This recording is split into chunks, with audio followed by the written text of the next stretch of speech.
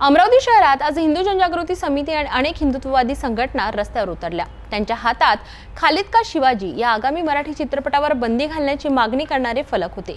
या चित्रपटामुळे छत्रपती शिवाजी महाराजांच्या इतिहासाची मोडतोड केली जात असल्याचा आरोप या संघटनांनी केला आहे। आगामी मराठी चित्रपट खालिद का शिवाजी सध्या वादाच्या भोवऱ्यात सापडला आहे। या चित्रपटात छत्रपती शिवाजी महाराजांविषयी अनेक ऐतिहासिक दृष्ट्या चुकीचे आणि विकृत दावे केल्याचा आरोप हिंदू जनजागृती समितीने केला आहे। समितीच्या म्हणण्यानुसार या चित्रपटामुळे समस्त शिवप्रेमींच्या भावना दुखावल्या गेल्या आहेत।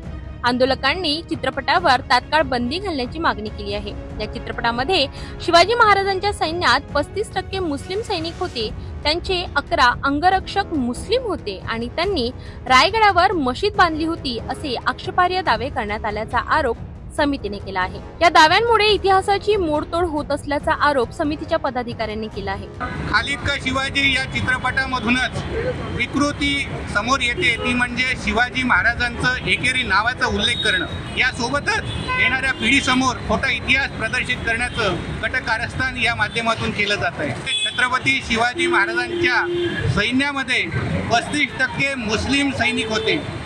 छत्रपती शिवरायांनी कधीही जातीनिहाय जनगणना केली नाही, सैनिकांची गणना केली नाही। हा आकडा आला कुठून?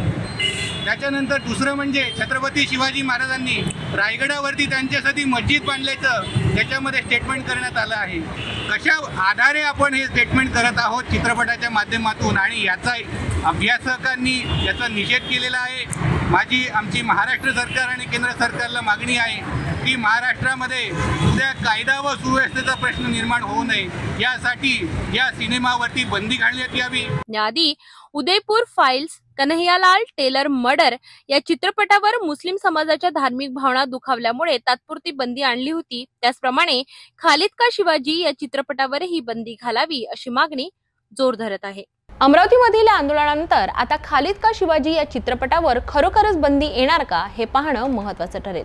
समितीने केलेल्या मागण्यांवर सरकार आणि चित्रपट निर्माते काय भूमिका घेतात याकडे सर्वांचे लक्ष लागले आहे।